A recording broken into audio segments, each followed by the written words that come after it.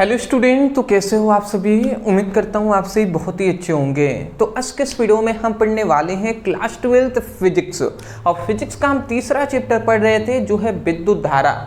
इस चैप्टर के दो सबसे महत्वपूर्ण टॉपिक पर आज के इस वीडियो में हम डिस्कस करेंगे, जो है एक है मीटर सेतु, दूसरा है विभव मापी। तो मीटर सेतु क्या होता है, विभव मापी क्या होते हैं, आज के इस वीडियो में पूरी तरीके से डिटेल में हम एक्सप्लेन करने वाले हैं। तो मैं यही आपसे कहूँगा कि ये सभी क्लासेज आपको फ्री में प्रोवाइड की जा रही हैं, तो भैया इसका सही इस्तेमाल आप करेंगे ना तो मुझे दिल से बहुत ही खुशी होगी। अदरवाइज मैं यही कहूँगा, इस चैप्टर का ये 4th लेक्चर है। इससे पहले कि इस चैप्टर के 3 लेक्चर यदि आपने नहीं देखे हैं, डिस्क्रिप्शन बॉक्स में लिंक आपको मिल जाएगा फिजिक्स के नाम से, उस पर क्लिक करेंगे, सभी video sequence wise chapter wise मिलेंगी, वहाँ से आप पढ़ाई कर सकते हैं। चलिए दोस्त, अब स्टार्ट करते हैं, आप समझ लेते हैं, ठीक है ना। चलिए, तो यहाँ पे हमने लिख दिया है सबसे पहले विद्युत धारा, चैप्टर 3 है, बोर्ड एग्जाम 2026 के लिए। तो यहाँ पे हम बता रहे हैं आपको मीटर सेतु। सबसे पहले हमें जानना है कि मीटर सेतु होता क्या है जी, ठीक है। मीटर सेतु है क्या? तो मीटर सेतु एक ऐसा उपकरण होता है, एक ऐसा मशीन होता है जिसकी सहायता से हम क्या करते हैं, अज्ञात प्रतिरोध का मान ज्ञात करते हैं। अज्ञात प्रतिरोध का हम क्या करते हैं, अज्ञात प्रतिरोध का मान ज्ञात करते हैं। इसका वैल्यू क्या है वो हम ज्ञात करते हैं। समझ रहे हैं? मतलब हमने क्या बताया कि जो मीटर सेतु है, अगर मैं अच्छे से आपको एग्जांपल से अच्छे से आपको बताऊं तो क्या है मीटर सेतु। तो मीटर सेतु एक ऐसा, मीटर जो सेतु है, मीटर सेतु जो है ना, ये एक ऐसा मशीन है, मशीन समझ रहे हैं, उसी को उपकरण कहते हैं, यंत्र कहते हैं। मीटर सेतु एक ऐसा उपकरण है जिसकी सहायता से हम क्या करते हैं, अज्ञात प्रतिरोध का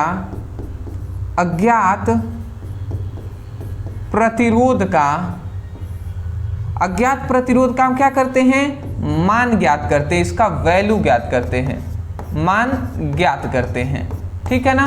तो मैं आशा करता हूं कि आपको समझ में आ गया होगा कि मीटर सेतु एक ऐसा उपकरण है जिसकी सहायता से अज्ञात प्रतिरोध का मान ज्ञात करते हैं। मतलब ऐसे प्रतिरोध का मान ज्ञात करते हैं जिसका वैल्यू हमें नहीं पता, उसका मान हमें नहीं पता, ठीक है। चलिए, इतनी बात आपको, यही बात लिखा गया है, मीटर सेतु एक ऐसा उपकरण है जिसकी सहायता से अज्ञात प्रतिरोध का मान ज्ञात किया जाता है, ठीक है। चलिए जी, अब मैं इसको इरेज कर दे रहा हूं।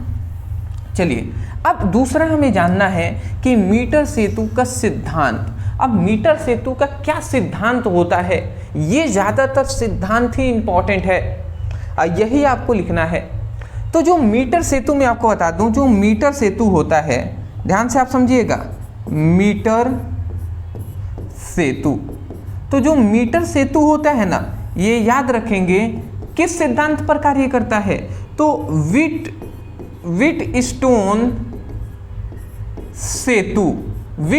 सेतु के सिद्धांत पर कार्य करता है। किसके?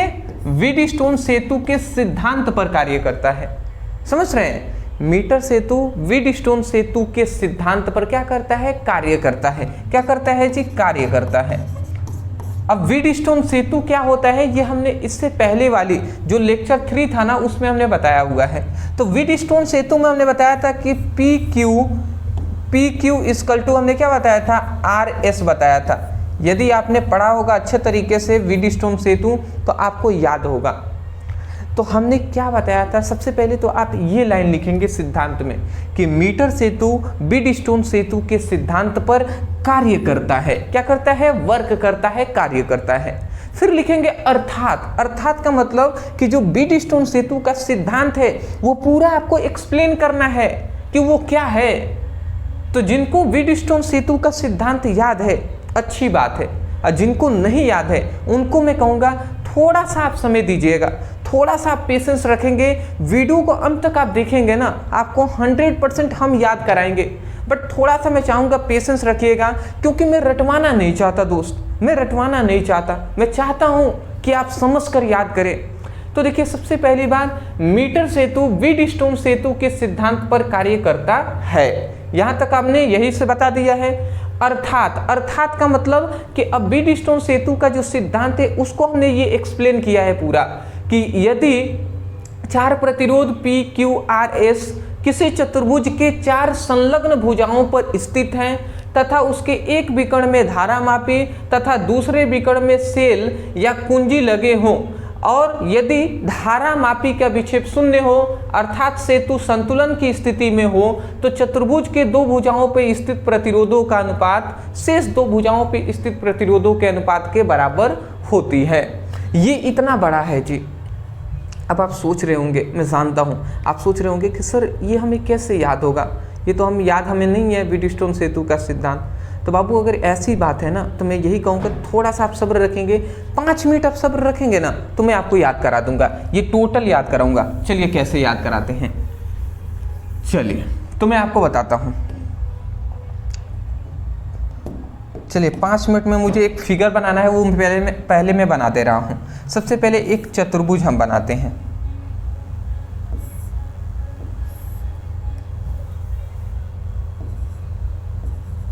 ठीक, फर्स्ट, सेकंड, थर्ड, फोर्थ।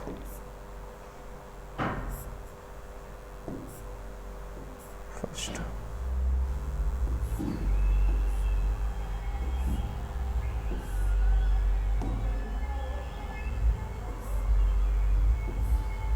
ठीक। सबसे पहली बात यहाँ पे एक प्रतिरोध हम लगा देते हैं, यहाँ पे भी एक प्रतिरोध लगा देंगे, यहाँ पे एक प्रतिरोध, यहाँ पे एक प्रतिरोध। थोड़ा सा आप सब्र रखेंगे, ठीक है ना। जब मैं पूरा फिगर बना लूँगा फिर आपको समझाऊंगा कि ये सब क्या क्या है, ठीक है ना। चलिए यहाँ पे एक धारामापी हम लगा लेते हैं जो है गैल्वेनोमीटर जी।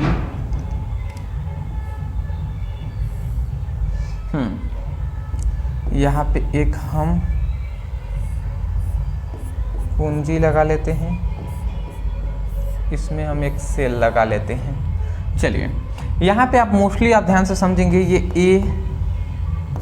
ये हमारा 4 प्रतिरोध हम मान लेते हैं ऐसे कि ए बी सी और डी, ये हमारा चतुर्भुज है, ठीक है ना। इस तरीके से ये हमारा चतुर्भुज है, ध्यान समझ रहे थे। ए बी सी और डी, ये 4 चतुर्भुज, मतलब ये हमारा एक चतुर्भुज है। इतनी बात समझ गए।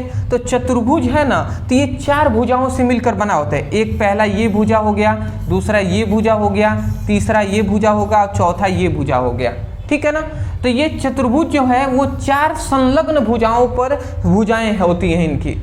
अब देखिए प्रत्येक भुजा पर एक एक प्रतिरोध है। जैसे यहाँ पे एक प्रतिरोध है तो इसको P कर दिया, यहाँ पे एक प्रतिरोध है Q कर दिया, यहाँ पे एक प्रतिरोध है इसको R कर दिए, और ये प्रतिरोध है इसको S कर दिए, ठीक है ना। और यहाँ पे एक सेल, या हम क्या करते हैं, सेल या बैटरी लगा हुआ है। यहाँ पे एक कुंजी से हमने जोड़ दिया है। देखिए इसके एक विकर्ण में ना हमने धारामापी को लगाया है और दूसरे इसके विकर्ण में सेल और कुंजी हमने लगाया हुआ है।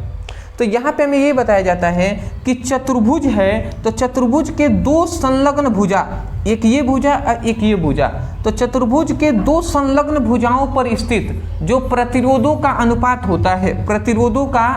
होता है वो शेष 2 भुजाओं पर स्थित प्रतिरोधों के अनुपात के क्या होता है, बराबर होता है। यही बात हमसे कहा गया है। नियम याद कराने के लिए मैं ऐसा कर रहा हूँ, एक बार और सुन लीजिए। हमने क्या बताया, अब यहाँ से नियम याद कीजिएगा। आप कहेंगे यदि, ध्यान से समझेंगे, यदि 4 प्रतिरोध P Q R S किसी चतुर्भुज के 4 संलग्न भुजाओं पर स्थित हैं तथा इसके एक विकर्ण में धारामापी तथा दूसरे विकर्ण में सेल तथा कुंजी लगे हों, और यदि धारामापी का विक्षेप शून्य हो, अगर धारामापी का विक्षेप शून्य हो अर्थात सेतु संतुलन की स्थिति में हो, तो चतुर्भुज के 2 भुजाओं पर स्थित प्रतिरोधों का अनुपात शेष 2 भुजाओं पर स्थित प्रतिरोधों के अनुपात के बराबर होता है। ये सभी PQRS प्रतिरोध ही हैं। बात समझ रहे हैं आप? एक बार और सुन लीजिए। देखिए वही बात हमने यहाँ पे लिखा हुआ है कि मीटर सेतु बीडस्टोन सेतु के सिद्धांत पर कार्य करता है।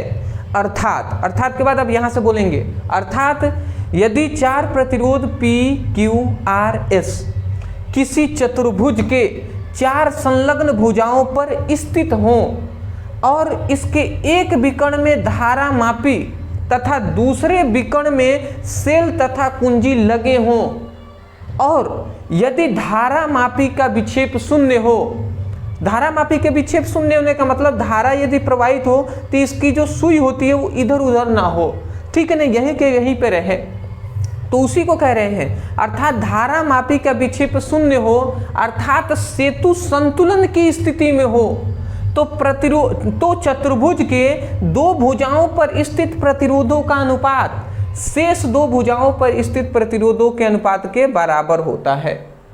तो मैं आशा करता हूं कि समझ में आ गया होगा। देखिए दोस्त, जब तक आप इस फिगर को देखकर आप स्वयं नहीं बोलेंगे तब तक याद नहीं होने वाला। अब मैं आपसे कह दे रहा हूं पहले ही, मैं इतना समय दे रहा हूं, मुझे नहीं लगता अदर कोई देगा आपके लिए, तो मैं चाहता हूं कि आप रट कर नहीं, क्योंकि मेरा लक्ष्य यही है कि कोई भी स्टूडेंट भले ही समय लगे बट वो आए हैं ना तो उनको याद होना चाहिए मेरी क्लासेस में, रट कर नहीं जाना है। तो एक बार और अंत में मैं बोल रहा हूं, याद कर लेंगे फिर प्रैक्टिस आप करेंगे, बोलना भी है आपको, अभी बोलना है। क्या कहेंगे?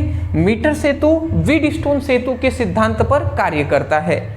अर्थात यदि P Q यदि चार प्रतिरोध, आप क्या कहेंगे? यदि चार प्रतिरोध P Q R S किसी चतुर्भुज के चार संलग्न भुजाओं पर स्थित हो तथा इसके एक विकर्ण में धारा मापी तथा इसके दूसरे विकर्ण में सेल लगा हो और यदि सेतु संतुलन की स्थिति में हो तो चतुर्भुज के दो भुजाओं पर स्थित प्रतिरोधों का अनुपात शेष दो भुजाओं पर स्थित प्रतिरोधों के अनुपात के बराबर होता है। यही बात हमने लिखा है। अर्थात चार प्रतिरोध P Q R S किसी चतुर्भुज के चार संलग्न भुजाओं पर स्थित हो तथा इसके एक विकर्ण में धारा मापी दूसरे विकर्ण में सेल तथा कुंजी लगे हों और यदि धारा मापी का विक्षेप शून्य हो अर्थात सेतु संतुलन की स्थिति में हो, धारा मापी का विक्षेप शून्य हो अर्थात सेतु संतुलन की स्थिति में हो तो चतुर्भुज के दो भुजाओं पर स्थित प्रतिरोधों का अनुपात शेष दो भुजाओं पर स्थित प्रतिरोधों के अनुपात के बराबर होता है। तो अब मैं आशा करता हूं कि याद हो गया होगा। आप इसको क्या कीजिएगा, एक दो बार अगर सुने हैं फिर भी अगर अभी तक आपको नहीं याद हुआ है तो आप क्या कीजिए, वीडियो को पीछे ले जाइए, बार बार इसको सुनिए, समझिए, तब याद होगा दोस्त। बिना मेहनत का ना कुछ नहीं मिलने वाला, तो आपको नॉलेज कैसे मिल जाएगी दोस्त। तो मैं यही कहूँगा, मेहनत से कभी पीछे नहीं हटना है आपको, और रट कर नहीं, समझ कर याद करना है। अब मैं इसको इरेज कर दे रहा हूँ क्योंकि ये बनाना हमें नहीं था, हमने आपको केवल समझाने के लिए आपको बताया है, ठीक है ना। चलिए यहाँ पे इसको इतना लिखने के बाद आप यहाँ पे लिख लीजिएगा कि PQ, यहाँ पे एक लाइन ये जरूर लिख लेंगे,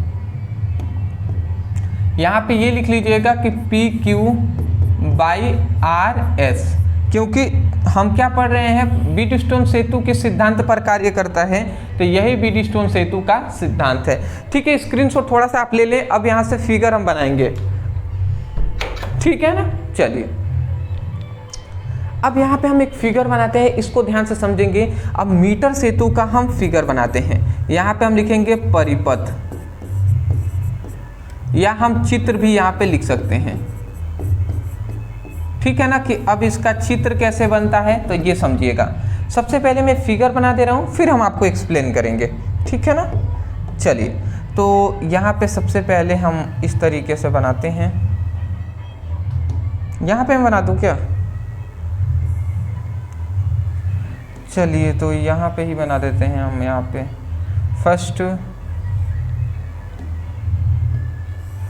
तो यहाँ पे आपका एक सबसे पहले ये हो जाएगा, ठीक।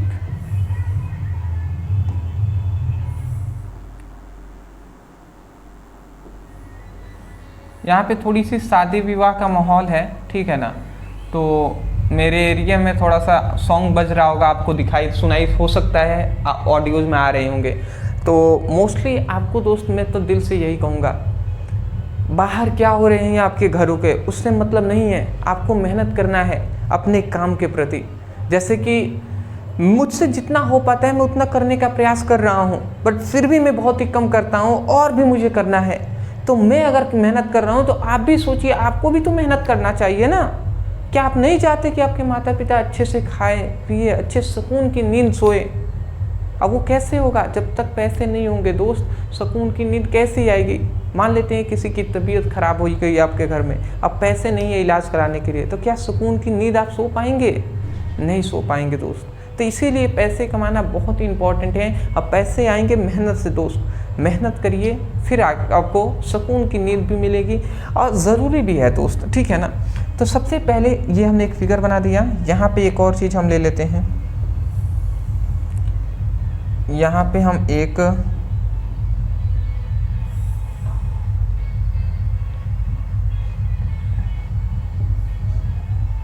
यहाँ पे हमने एक ये एल लंबाई का यहाँ पे एक याद रखेंगे,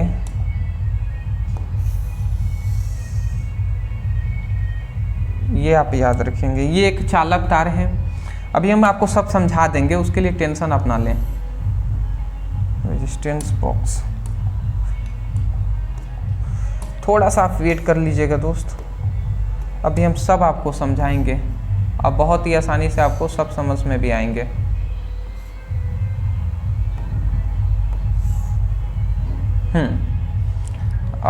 अदरवाइज यहाँ से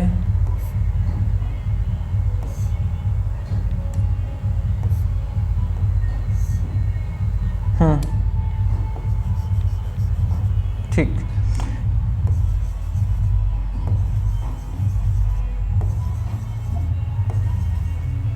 यहाँ पे एक और चीज़ हम यहाँ पे कर लेते हैं, यहाँ पे एक हम इसके साथ साथ यहाँ पे एक कुंजी हम लगा लेते हैं, यहाँ पे बैटरी।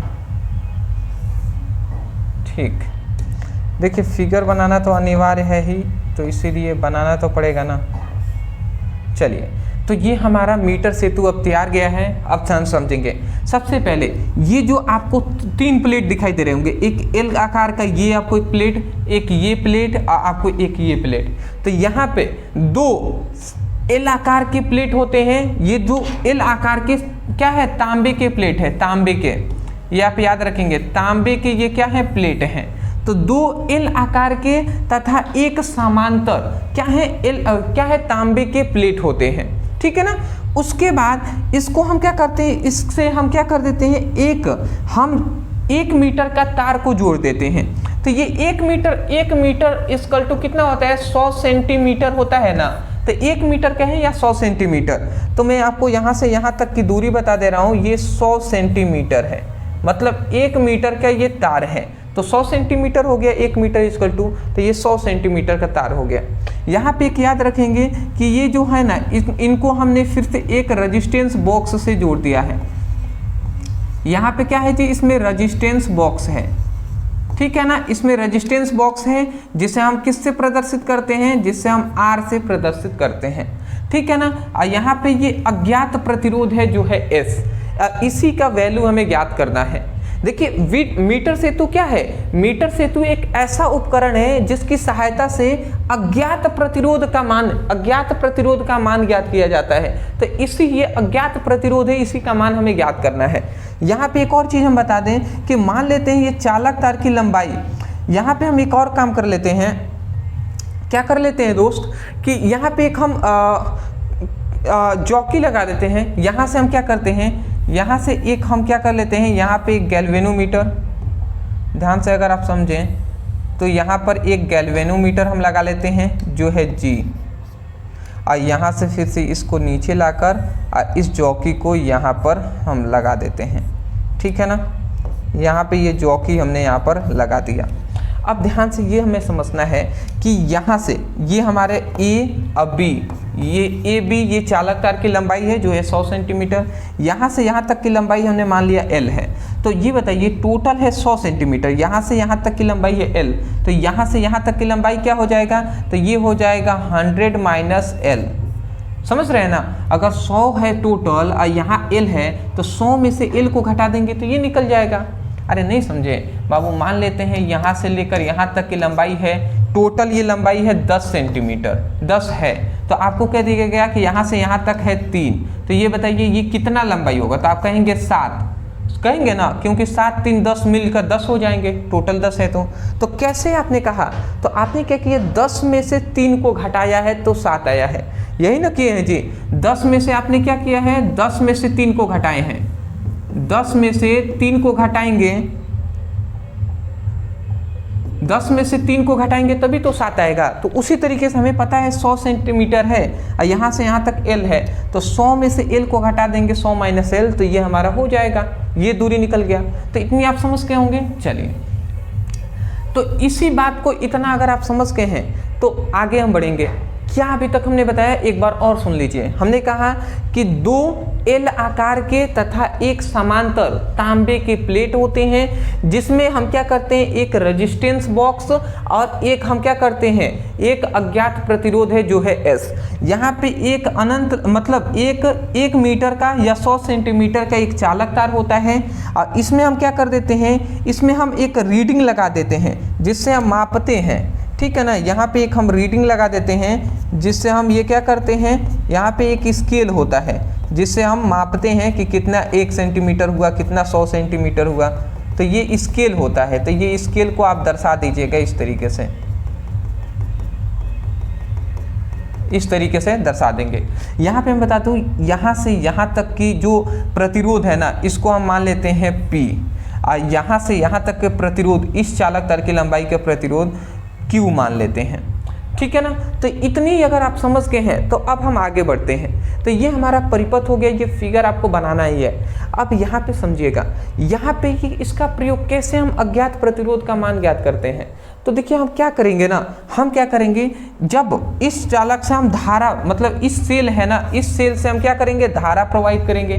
तो धारा जब प्रवाहित होने लगेगा तो उस समय पर ये जो जॉकी है, गैल्वेनोमीटर धारा मापी है, ये जॉकी है, इसको हम जॉकी कहते हैं। तो इस जॉकी को यहाँ से सिरे को उठाएंगे और इसको यहाँ पर लेकर आएंगे, यहाँ पर इस कोने पर। तो जैसे ही हम इस कोने पर लेकर आएंगे तो ये जो धारा मापी है, वास्तव में धारा मापी ऐसे ही ना होता है जी, वास्तव में धारा मापी कुछ ऐसे होगा, धारा मापी ऐसे होगा, ठीक है। बड़ा तरीके से मैं बना दे रहा हूँ। और इसकी जो सुई होती है नीडिल, वो इस तरीके से सुई होती है धारा मापी की। तो जैसे ही ये जॉकी यहाँ पे है तो ये ऐसे था सीधा सीधा। अब जैसे इस जॉकी को हम इस कोने पे लाते हैं तो इस धारा मापी का विक्षेप इस ओर होना चाहिए, और जैसे इस जॉकी को फिर से यहाँ से उठाकर यहाँ तक लेकर आते हैं तो इस जॉकी की जो नीडिल होनी चाहिए इस ओर होनी चाहिए, ठीक है ना। तो इस तरीके से हमें पता चल जाता है कि ये जो इंस्ट्रूमेंट है ये संतुलन की स्थिति में है, और जैसे ही संतुलन की स्थिति में होगा तो हम क्या करेंगे, इसका मान ज्ञात कर पाएंगे। समझ रहे हैं। तो ये कंडीशन होता है जी कि इस जॉकी को यहाँ पे लाएंगे तो इधर विक्षेप होना चाहिए, और इस जॉकी को फिर से यहाँ पे उठा कर लेकर आए तो इधर धारा मापी का विक्षेप इस ओर होनी चाहिए। अब होता क्या है, कब गड़बड़ हो जाता है, अब कब तक ऐसे संतुलन करते रहेंगे, जब तक इस रेजिस्टेंस बॉक्स से हम कुछ प्रतिरोध को निकालते रहेंगे। और जब स्पष्ट हो जाएगा, मान लेते हैं इसमें बहुत सारे प्रतिरोध हैं, 100 ओम का प्रतिरोध है, 10 ओम का प्रतिरोध हमने निकाला तो ये संतुलन में आ गया, मतलब इस तरीके से विक्षेप हो रहा है। नहीं तो होता क्या है, यहाँ पे रेजिस्टेंस बॉक्स उसी लिए लगाया गया। होता ये है दोस्त कि जब हम यहाँ से यहाँ तक ले जाते हैं ना सुई को, तो होता ये है कि ये गैल्वेनोमीटर है, इसकी पहली सुई ऐसी थी, और जैसे ही हमने इसको यहाँ पे लेकर आए तो इसका विक्षेप है ना इस सुई का इधर हुआ, परंतु फिर से हम यहाँ से यहाँ तक ले जाते हैं ना, फिर से इस जॉकी को पकड़ के यहाँ पर ले जाएंगे, तब भी इसका विक्षेप यहीं पे रहता है, इधर ही रहेगा, इधर नहीं जाएगा। तो इसका मतलब संतुलन में नहीं है ये परिपथ, और इसीलिए इसमें से हम रेजिस्टेंस बॉक्स में से कुछ प्रतिरोध को निकालते रहते हैं, जिससे कि धारा नियंत्रित हो जाए और पूरी तरीके से सेतु संतुलन में आ जाए। समझ रहे हैं। तो ये सब कार्य हैं जी, और जब सेतु संतुलन की स्थिति में होता है तभी हम अज्ञात प्रतिरोध का मान ज्ञात कर पाते हैं। तो देखिए अब हमें क्या करना है, अज्ञात प्रतिरोध S का मान किस फॉर्मूले से निकालेंगे वो हम समझ लेते हैं, ठीक है ना। तो चलिए यहाँ पे हम कुछ लाइन लिखते हैं, यहाँ पे ये समझिएगा। तो हम यहाँ पे लिखते हैं, इसको मैं इरेज कर दे रहा हूँ। अब यहाँ पे समझिएगा, तो हम यहाँ पे लिखते हैं कि माना, हम यहाँ पे मान लेते हैं कि माना ये इकाई, माना ये जो तार है, तो माना तार के इकाई लंबाई में, इकाई लंबाई, माना तार की इकाई लंबाई में क्या, माना तार की इकाई लंबाई में जो प्रतिरोध है ना, इकाई लंबाई का प्रतिरोध है, प्रतिरोध है वो क्या है, हमने कह दिया कि मान लेते हैं कि x है, क्या है, x है। हमने मान लिया कि जो इकाई लंबाई का यदि कोई चालक तार है तो उसका प्रतिरोध x है, ठीक है ना। तो उसी तरीके से ये जो L लंबाई है, यहाँ से लेकर यहाँ तक की इतनी लंबाई को तो हम क्या कर देंगे, ये जॉकी है जिसको हम J से प्रदर्शित कर रहे हैं, तो AJ की जो लंबाई है इसमें प्रतिरोध हम ज्ञात कर लेते हैं। तो अब हम लिखेंगे यहाँ पे कि AJ का प्रतिरोध, हम लिख देते हैं यहाँ पे AJ, तार हम ऐसे लिख देते हैं, तार AJ का प्रतिरोध, ठीक है ना। तार जो AJ है इसका प्रतिरोध ज्ञात करेंगे, तो इसका प्रतिरोध जो है वो P है, तो हम लिख देंगे P। अब P इक्वल टू हम क्या लिखेंगे, तो जितनी लंबाई है, तो लंबाई L है तो L हम लिख देंगे, और इसका प्रतिरोध हमने मान लिया है कि इकाई लंबाई में, जो इकाई लंबाई का जो तार का प्रतिरोध होता है वो x होता है, तो x से हम इसकी गुणा करा देंगे। तो ये हमारा निकल गया इसकी लंबाई का प्रतिरोध, तो AJ के प्रतिरोध का मान ये हमारा निकल गया है।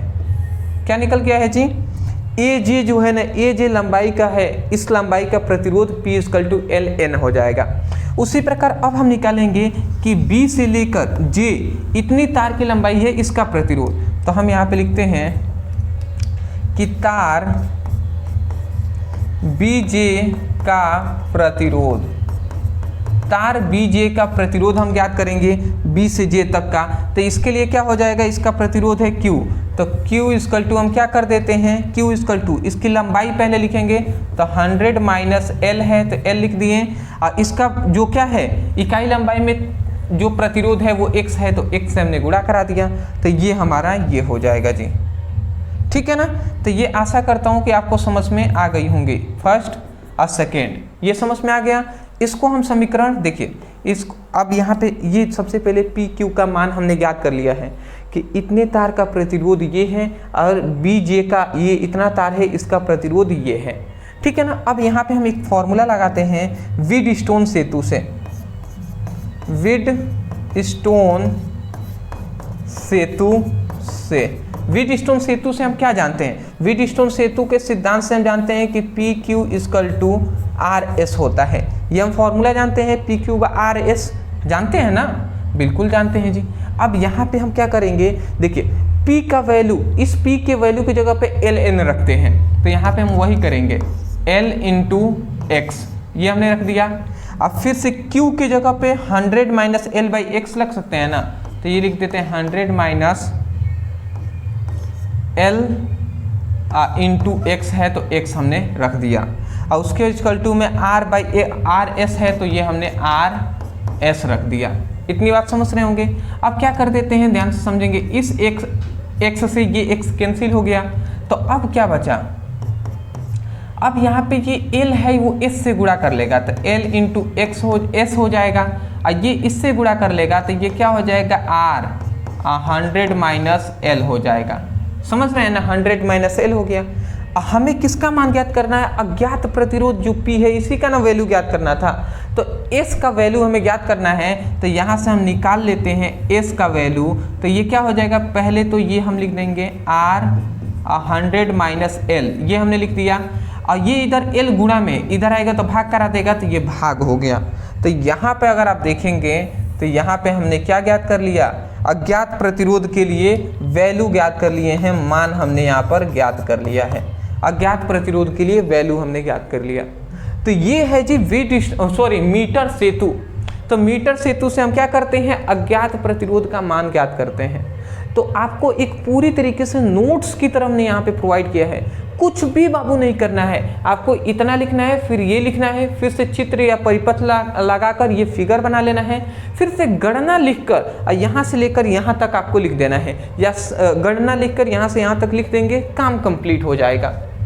मैं आशा करता हूँ कि आपको समझ में आ रहे होंगे। अदरवाइज मैं यही कहूँगा, समझ में आए हैं ना, तब जाकर मैं दिल से कह रहा हूँ कि चैनल को नए होंगे, चैनल को जरूर सब्सक्राइब कीजिएगा, क्योंकि आपकी सपोर्ट की हमें बहुत ज़्यादा ज़रूरत है। क्योंकि मेरा समय तो लगता है, बट मैं यही लक्ष्य है ना, कोई स्टूडेंट रटे नहीं बल्कि समझ कर याद करें। डिस्क्रिप्शन बॉक्स में लिंक है, आप चाहें तो वहाँ से अपनी फिजिक्स की सीक्वेंस वाइज पढ़ाई कर सकते हैं। स्क्रीनशॉट ले लीजिए।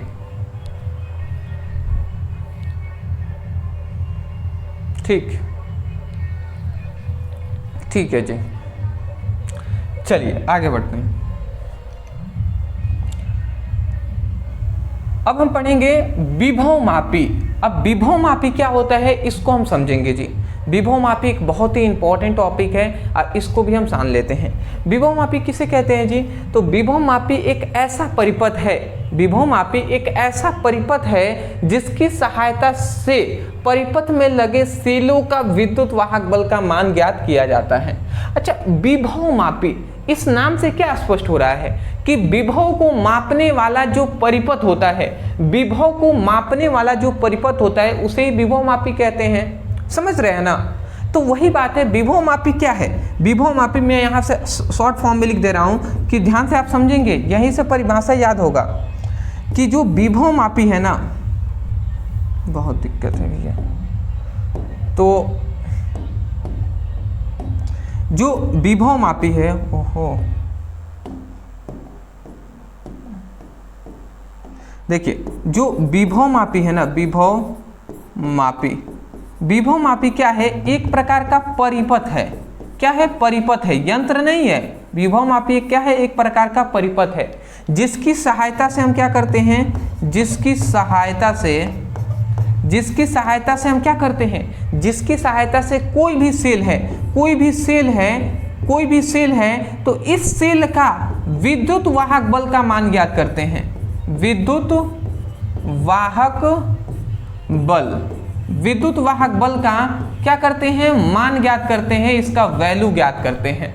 समझ रहे हैं? विभव मापी एक ऐसा परिपथ है जिसकी सहायता से किसी सेल का विद्युत वाहक बल का मान ज्ञात करते हैं हम। तो मैं आशा करता हूं कि आपको समझ में आ गया होगा कि कोई सेल है ना, उसका विद्युत वाहक बल का मान ज्ञात हम कर पाते हैं। किसकी सहायता से? विभव मापी की सहायता से।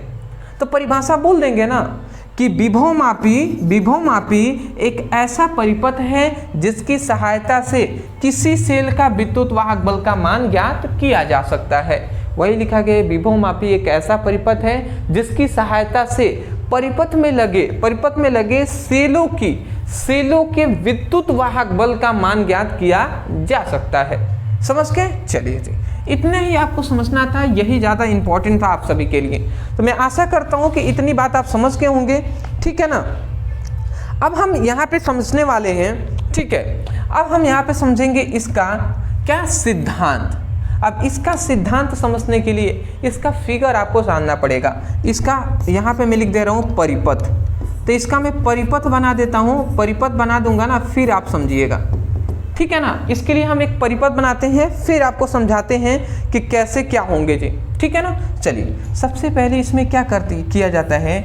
इसमें क्या किया जाता है? इसमें सबसे पहले इसमें 10 मीटर का एक तार हम लेते हैं। 10 मीटर का एक हम तार ले लेते हैं। अब इस तार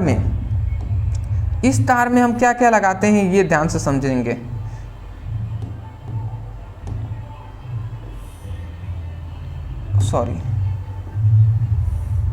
इस तार में हम क्या करते हैं, यहाँ पे एक प्रतिरोध हम लगा देंगे, धारा नियंत्रक, यहाँ पे एक कुंजी लगेगा, यहाँ पे एक सेल लगेगा।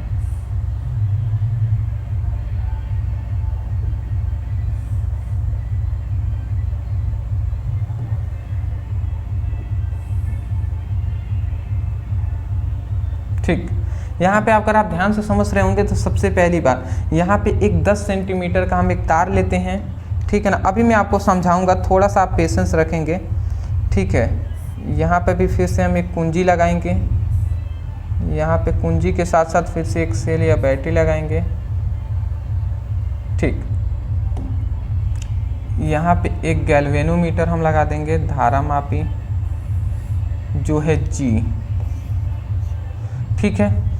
यहाँ पे एक हम क्या कर देंगे, यहाँ पे जॉकी को हम यहाँ पर लगा देंगे जो है J, ठीक है ना। ये हमने जॉकी को लगा दिया जो है J।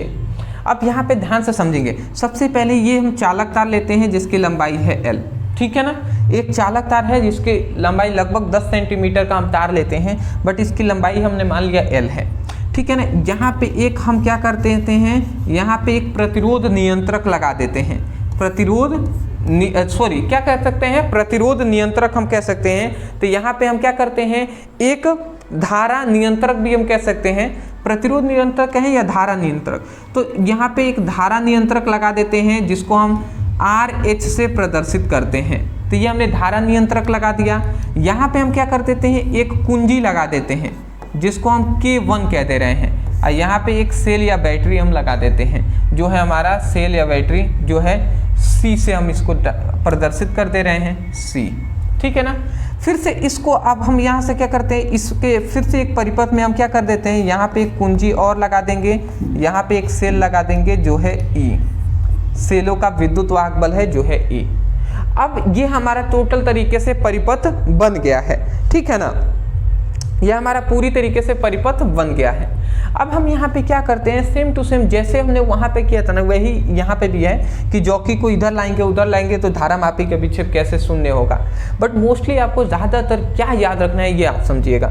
यहाँ पे ये याद रखना है कि जब हम इस सेल से भी धारा प्रवाहित करते हैं और इस सेलों से भी जब इससे धारा प्रवाहित करेंगे तो इसका धारा नियंत्रित करेगा, धारा को कंट्रोल करेगा। फिर से हम इधर से भी धारा प्रवाहित कर देते हैं।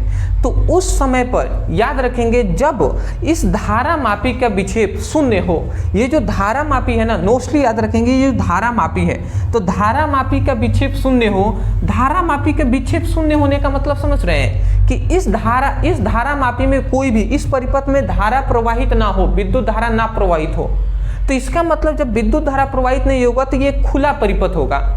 तो उस समय पे कहा यह जाता है कि जो सेलों का जो विद्युत वाहक बल होता है ना, वो इस परिपथ में जो विभव उत्पन्न होगा उसके क्या होता है, उसके बराबर होता है।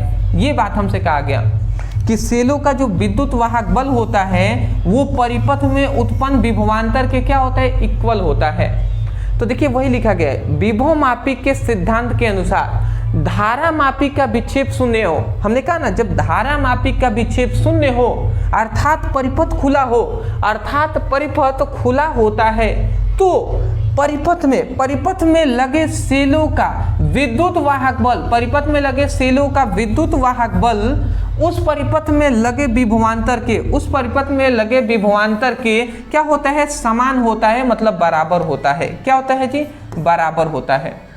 समझ रहे हैं। तो ये हमें सिद्धांत से ही ये बातें हमें बताई गई हैं। मतलब इस सिद्धांत में हमें यही बात बताई गई है जो है, इस सिद्धांत में हमें क्या बातें बताई गई, इस सिद्धांत में हमें ये बात बताया गया कि जो विद्युत वाहक बल है वो विभव के क्या होता है, इक्वल होता है।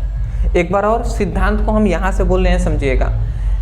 मतलब विभव मापी के सिद्धांत के अनुसार यदि धारा मापी का विक्षेप शून्य हो अर्थात परिपथ खुला हो, तब परिपथ में लगे सेलों का विद्युत वाहक बल परिपथ के विभवांतर के बराबर होता है या समान होता है। तो ये हमें सिद्धांत से मिला जी, ये हमें किससे मिला, विभव मापी के सिद्धांत से। अब चूंकि अब फिर से यहाँ पे हम एक चीज लिखेंगे कि चूंकि हम जानते हैं, अब हम क्या जानते हैं जी, हम यहाँ पे एक और फॉर्मूला जानते हैं जो है हमारा जो है विभव प्रवणता। विभव प्रवणता क्या होता है, विभव प्रवणता को K से दर्शाते हैं और K इक्वल टू अगर आपने पढ़ा होगा तो V/L होता है। ये विभव प्रवणता के लिए फॉर्मूला आपको हमने बताया था जो होता है कि K equal to V by L, जहाँ पर V क्या है, विभव में परिवर्तन है, और L क्या है, दूरी में परिवर्तन या लंबाई में परिवर्तन है। तो यहाँ से अगर हम देखें, तो केवल हम यहाँ से ये लंबाई इधर भाग में, इधर आएगा तो गुणा कराएगा, तो यदि गुणा कराएगा तो K में गुणा करा देगा, तो ये V इक्वल टू क्या मिल जाएगा, V equal to K into L मिल जाएगा। K इंटू एल मिलेगा कि नहीं जी, बिल्कुल मिलेगा। अब हम इसको समीकरण फर्स्ट मान लेते हैं, इसको समीकरण 2 कर लेते हैं। तो हम ये करते हैं, इस V के मान को यहाँ पे रख देंगे, तो हम लिखेंगे कि समीकरण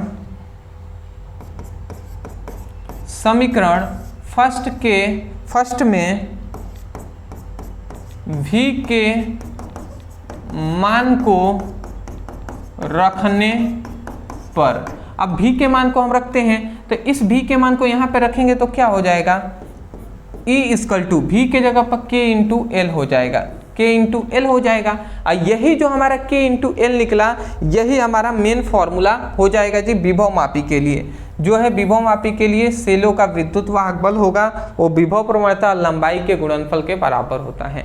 तो ये हमारा यहाँ तक लिखकर ये हम अपना लिख देंगे प्रूव्ड, ठीक है ना। जिसकी सहायता से देखिए हमें क्या ज्ञात करना था कि कोई भी सेल है उसका विद्युत वाहक बल का मान हम ज्ञात करते हैं विभव मापी की सहायता से। लिखा क्या था ना, जिसकी सहायता से परिपथ में लगे सेलों का विद्युत वाहक बल का मान ज्ञात किया जाता है। जो सेल है इसका विद्युत वाहक बल का मान ज्ञात करना था, तो इसी का मान हमने यहाँ पे देखिए E equal to K into L हमने लिख दिया है। तो कुछ नहीं, आपको सिद्धांत लिखने के बाद ये फिगर बना लीजिएगा और यहाँ से गणना लिखिएगा, ऊपर लिखेंगे क्या, गणना, और गणना लिखकर ये टोटल यहाँ से लिख लीजिएगा। इसका उपयोग सबसे पहले आप याद रखेंगे, ये उपयोग इंपॉर्टेंट है जी। तो उपयोग हमने क्या लिखा है, इसके निम्नलिखित उपयोग होते हैं। पहला क्या है, आंतरिक प्रतिरोध का मान ज्ञात करने में, आंतरिक प्रतिरोध जो होता है उसका मान ज्ञात करने में किया जाता है। और दूसरा होता है विद्युत वाहक बल का मान ज्ञात करने में किया जाता है। आंतरिक प्रतिरोध का मान ज्ञात करने में मतलब स्मॉल r का मान ज्ञात करने में, अब विद्युत वाहक बल जो E होता है ना, उसका भी हमें मान ज्ञात करने में इसका प्रयोग होता है। तो ये था जी आपका विभव मापी। मैं आशा करता हूँ कि बहुत ही सिंपल वे में हमने इसको बताने का प्रयास किया है, आपको समझ में भी आए होंगे।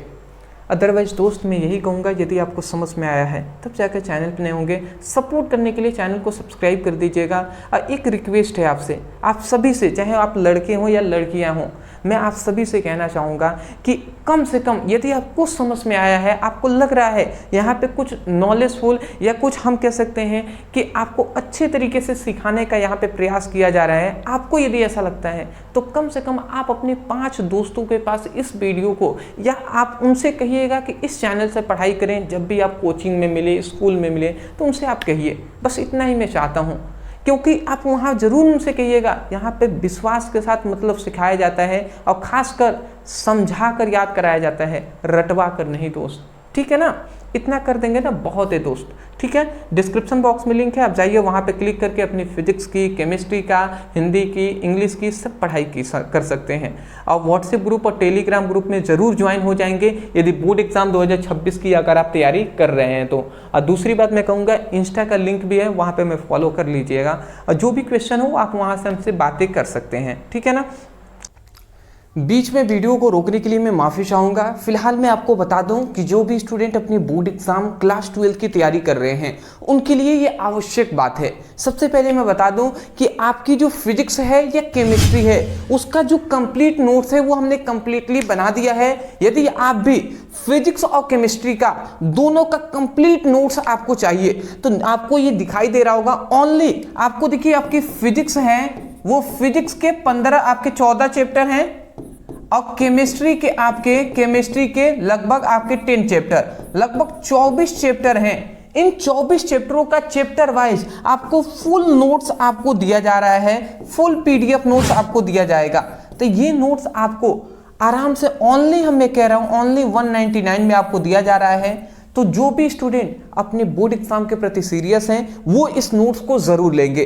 नोट्स लेने के लिए नीचे व्हाट्सएप नंबर दिखाई दे रहा है, इस नंबर पर मैसेज कर लीजिए। वहां कहिएगा क्लास 12 फिजिक्स केमिस्ट्री का फुल नोट्स चाहिए। जैसे ही आप कहते हैं आपको फुल नोट्स है वो आपको सेंड कर दिए जाएंगे, वहां पे स्कैनर दिया जाएगा, पेमेंट करने के बाद बता दीजिएगा। ओनली 199 में आपको फिजिक्स केमिस्ट्री दोनों 24 चैप्टरों का नोट्स दिया जाएगा।